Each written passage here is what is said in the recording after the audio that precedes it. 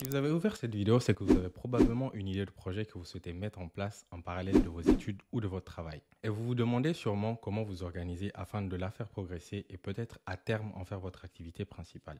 Vous tombez bien car dans cette vidéo, nous allons aborder quelques principes que j'ai découverts après plus de 3 ans passés sur des projets en parallèle de mes études, qui va vous permettre de savoir sur quels éléments vous concentrer en priorité, mais le plus important, quels éléments est-ce qu'il faut éviter. Un side project ou un projet annexe est une activité que vous entreprenez en plus de votre activité principale. Par exemple, si vous travaillez à temps plein comme ingénieur et que vous vendez également des bijoux en ligne, vous comprenez donc que vous n'avez pas autant de temps à y consacrer par semaine. C'est pourquoi vous devez premièrement valider votre idée. Par exemple, si vous créez et vendez des bijoux en ligne, il est important de vous assurer qu'il y a une demande pour le type de bijoux que vous êtes en train de fabriquer. Vous pouvez le faire en créant ce qu'on appelle une landing page et en recueillant les adresses email des potentiels intéressés, ou tout simplement à travers des sondages sur les réseaux sociaux. D'ailleurs, c'est ce que je fais pour certaines de mes vidéos. Je propose plusieurs thèmes et je demande aux abonnés de choisir quel sujet est-ce qu'ils aimeraient voir traité dans les prochaines vidéos. Une fois que vous avez validé votre projet, la prochaine étape serait de créer ce qu'on appelle un MVP ou un Minimum Viable Product, ou ce qu'on appelle dans certains cas un prototype. Il s'agit d'une version simplifiée de votre produit ou de votre offre qui va vous permettre de tester rapidement l'intérêt du marché. Par exemple, si votre projet consiste à créer et à vendre des bijoux en feuille de papier, je dis n'importe quoi,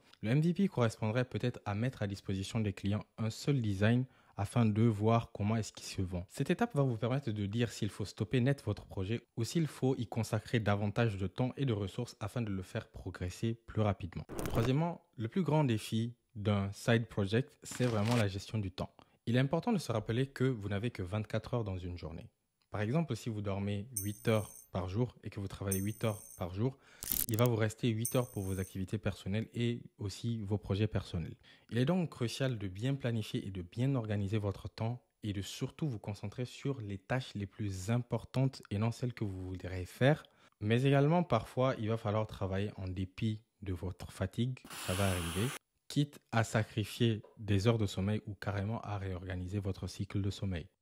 Quatrièmement, la gestion de la motivation. Il est normal que votre motivation fluctue au cours du temps. Il est important de se rappeler pourquoi vous avez commencé ce projet. C'est pas forcément uniquement que pour l'argent. Ça peut être des actes de volontariat ou juste parce que cette activité vous permet d'exprimer votre créativité, comme dans mon cas avec ces vidéos que je suis en train de faire. Mais également, dans l'idéal, si vous pouvez commencer votre projet à 2 ou à 3, ça serait très bien. Par exemple, dans mon cas, j'ai un de mes meilleurs amis qui est systématiquement sur tous les projets sur lesquels j'ai travaillé au cours des 3 dernières années.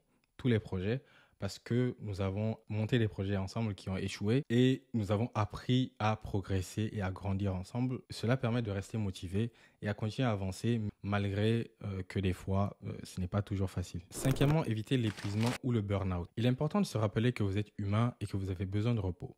Le plus grand piège lorsqu'on travaille sur un side project, c'est de se dire « Ok, étant donné que je n'ai pas toute la journée à consacrer à mon projet, je vais donc travailler tous les jours ou tous les soirs. » Ce qui est un grand piège car votre cerveau, arrivé à un moment, il ne va plus répondre ni au travail ni sur votre projet personnel. Cela signifie que vous êtes en train de vivre un burn-out. Assurez-vous donc de prendre du temps pour vous-même et de vous détendre. Je sais que je devrais suivre ce conseil et je sais qu'il y a des gens de mon entourage qui vont me taguer dans cette même vidéo. Mais oui, je vais appliquer ces conseils à partir de maintenant. Toujours est-il qu'il faut trouver un bon équilibre entre le minimum de temps à consacrer à votre projet et ne pas exagérer sur votre capacité de travail. Ensuite vient le réseautage et la promotion. Une fois que vous avez votre produit à vendre, il est temps de le promouvoir. Vous pouvez utiliser les médias sociaux, le bouche à oreille ou même les événements de réseautage pour faire connaître votre produit. Par exemple, vous pourriez ou même vous devriez partager les photos de vos produits, de vos bijoux par exemple sur les réseaux sociaux comme Instagram et utiliser des hashtags pertinents afin d'avoir plus de visibilité. Et en plus, vous devriez créer du contenu qui a le potentiel de devenir viral sur les réseaux sociaux. Vous pouvez par exemple créer des vidéos au format vertical qui détailleraient le processus de création de vos produits, bien entendu sans dévoiler vos secrets de fabrication si vous en avez, ce qui a l'air de très bien marcher sur les réseaux sociaux tels que TikTok. Et enfin, l'évaluation et l'ajustement.